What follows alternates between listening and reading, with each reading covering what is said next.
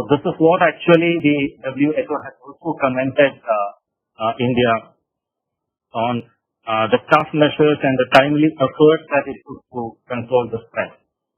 As a result of that, there has been no community transmission till now, it was reported in India, and also the rate of doubling has been, as per the latest press report, each from 4 days to 7.5 days. So even before the central government has stepped into a complete lockdown, many states have come up with specific measures to control the spread of it, like the public places actually started with the schools and educational institutions being closed, then closing all the public places, denying access to public spaces, then basically to restrict the large gathering so that the spread can be contained. So with this intention to contain the spread, the Prime Minister on March 25th announced the nationwide complete lockdown.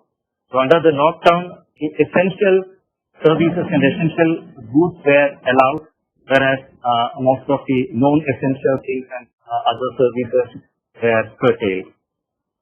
Of course, like the lockdown brought in as much as 70% of economic activities, investments, export, imports, and other discretionary consumption to a standstill. Only essential goods and services such as agriculture, mining, utility services, some financial and IT services and public services were allowed to operate. As you can see in the graph, these are some growth projections were recalculated, and many numbers were drawn based on the initial trends and assumptions. For most of the sectors which were on a downhill, right, suddenly this lockdown was like a fall from a cliff. For example, I just mentioned few of the industry sectors actually were reeling under this lockdown, and even before. So if you look at the real estate, the sector has been facing some of the issues like liquidity crunch, issue with the after effect of the currency ban, huge unsold apartments, and stricter housing laws like RERA, so on and so forth. So similarly, if you look at the aviation, like the air transport was a complete lockdown situation.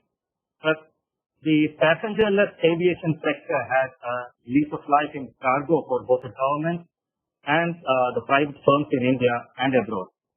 So since the lockdown, this is for the initial 21 days of the lockdown, some of the major air service providers in India, such as Air India, Spicejet, Go Air, and Indigo, have logging 700,000 kilometers in more than 600 flights, lifting more than 4,300 tons of cargo. In any way, we can't compare it with the normal situation wherein 300 flights a day that normally they used to fly with. The consumer electronic industry is another area. They felt the heat when the lockdown happened in China, as this is one industry wherein it's more dependent on China for the components. But even at this dire situation, there were, if I look at some of the positives which were reported in the newspaper, an interesting fact I read recently was from the real estate industry, that you see that the rate cuts, the lower returns from the mutual funds and the stocks, they feel that would get the people back to their industry. We also see the increased interest from the foreign countries because of the rupee devaluation. So when we talk about the rupee devaluation, I think it will also be a kind of softening for the Indian IT industry, wherein mostly the billing happens in dollar terms. Because if considering the devaluation aspect, like everything becomes 10% cheaper. So coming to some of the case is actually common for other industries as well. But travel and tourism will be one segment which will take rather longer period to recover than expected. That's mainly perceived to be being the presence of a fear factor and the social distancing norm until a complete cure or complete eradication happens. So while the lockdown means pain for most of the other industries, there are some hopes like the agriculture sector could actually cheer a bit as almost all agri and farm sector activities have been permitted during this period.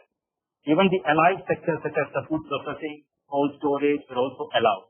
The transportation of seeds, fertilizers, food grains, etc. are all in the green channel. So looking at this, there's also another aspect which was quite positive, like, and recently there was a report wherein they say that the online activities have been increased considerably during the lockdown period. So it mentioned about a company called Lakshya Digital in India, which was actually providing the gaming solution and online content and even streaming to ease the bandwidth problems. And this company is catering more to markets in Japan, Germany, and some of the foreign countries.